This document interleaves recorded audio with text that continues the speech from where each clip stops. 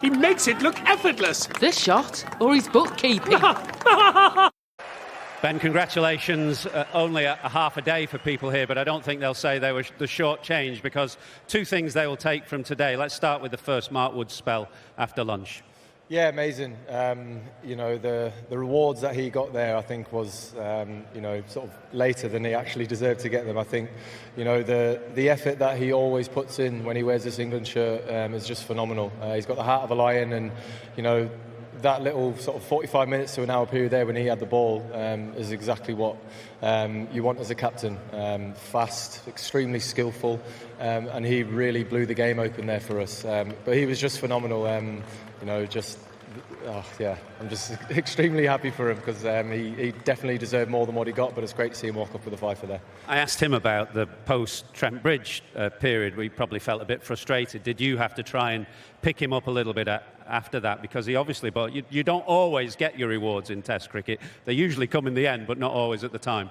Yeah, no, I think it's you know, Woody knows how much he affects the game from the other end. He might not always get the rewards, you know, bowling as fast as he does and as skillful as he does.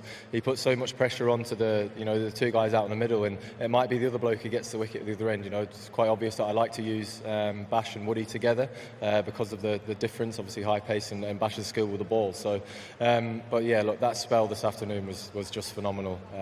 It just looked like he was going to take a wicket every ball, and obviously when the ball's reverse swinging at 93 mile an hour, it's definitely going to be a lot harder. And in the broader plans, how important is he to you? Very, very important. You know, as I said, that hour there just shows exactly why we want him in the team as much as possible. You know, the skill that he possesses, the X factor that he has, you know, every team wants one of those, and he showed why it's so important today. Second thing was your innings there. First of all, why you and nobody else to come out up top instead of Zach Crawley? Yeah, it was just sort of to keep everyone in the same position. You know, obviously wasn't too many runs to knock off. Probably if it was, you know, 150, 200, we probably would have looked to just move everyone else up. But yeah, it was just more to keep everyone in the same position. And yeah. And I know you keep half an eye on records, this team. I'm sure you know you've gone past the Durham chairman, scoring the fastest Test match 50 for an England player. Here today. Are you expecting a message or a bottle of champagne from him?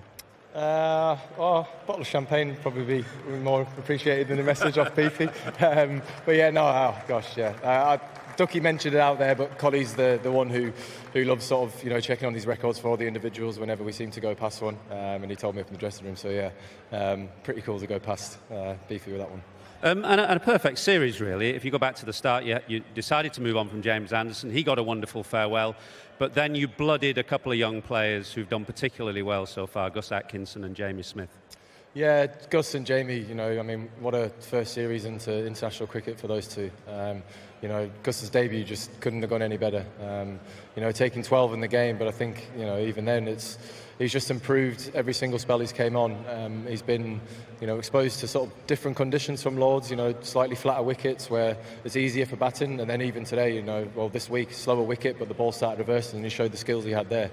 And it's great to be able to throw the ball to, you know, two guys who have high pace but with extreme skill. And, you know, Jamie Smith, I know he's played some exceptional knocks, but as a keeper, you want to be unnoticed, and I think behind the stumps he's been absolutely exceptional, and I think he's grown into that number 7 role without any experience whatsoever, and he's just filtered into this team absolutely perfect. So yeah, really happy for those two.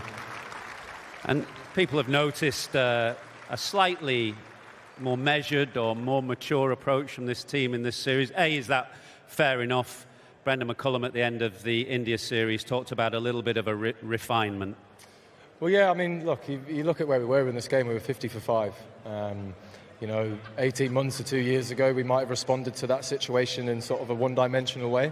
But now I think every person who goes out when we're under the pressure knows what's expected of them. And what's expected of them is to go out there and play what best suits them, to assess the situation, always obviously looking to put pressure back onto the opposition, but, you know, just being smart with your choices. And I don't think we should underestimate this win, you know, as a side, but also as fans. You know, West Indies put a pretty decent total up first. We were 50 for 5, and then to come back and win in 3 days, I think that's absolutely exceptional. And it's credit to where the team has progressed from when me and Brendan had taken over. So this is a very, very good win. And I know you don't like to focus on results, but after the series in India, and the Ashes last summer, which was an exciting series, but not a winning one. How good to get back to winning ways? Yeah, very good. We obviously, every time we walk out onto the field, every game, every series, we obviously want to go out and win those games. Just hopefully people don't get too sidetracked by what we say, because a lot has got to go into win a game. We really like to focus on our process and what we think is going to give us the best chance of winning, and then the results will look after themselves. But don't underestimate us by saying we're not too bothered about wins, because every time we walk out onto the field, when we wear this shirt and the 3 lines on our chests, we give absolutely everything to give them the best chance of winning a game. Excellent performance from you and your team. Well done. Thanks, Alice. Cheers. And now Ben will go and join his colleagues who've already received their Rothsay Player Awards. And we say congratulations, the winners of the Richards Botham Trophy and the Rothsay Test Series 2024. Congratulations, England!